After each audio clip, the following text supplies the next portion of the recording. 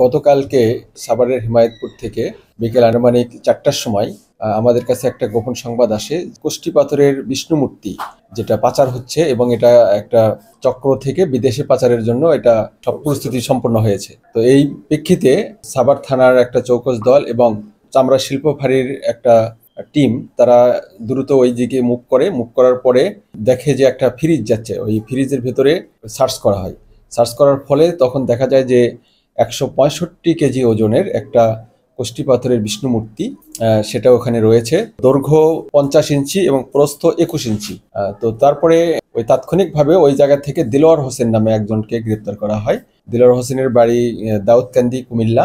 সাভারে সে থাকে, কিন্তু সে মূলত আমিন বাজারের একজনের কাছ থেকে সে এটা হস্তান্তর করে, মানে তার কাছ থেকে নেওয়া হয় এবং সে ওটা নিয়ে অন্য আরেকজন পার্টিকে দেবে।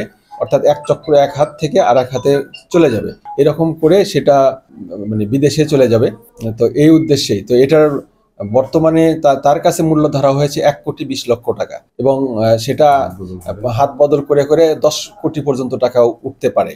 তো আমাদের ধারণা, তো আমরা এর পিছনে আর কে কে রয়েছে সে তাদেরকে গ্রেপ্তার করার চেষ্টা করছি। এখন পর্যন্ত একজন গ্রেপ্তার রয়েছে, দেলোয়ার। এখন তাকে আমিন বাজারে তাকে বলা হয়েছে, আমিন বাজার থেকে তাকে অন্য একটা পার্টি দিয়েছে, সেখান থেকে সে ইন্ডিয়াতে নিয়ে যাবে। কিন্তু সে মিডিয়ার মূল মানে কোথা থেকে আসছে সেটা আমরা এখনো খুঁজে বের করিনি, খুঁজে বের করবো শীঘ্রই।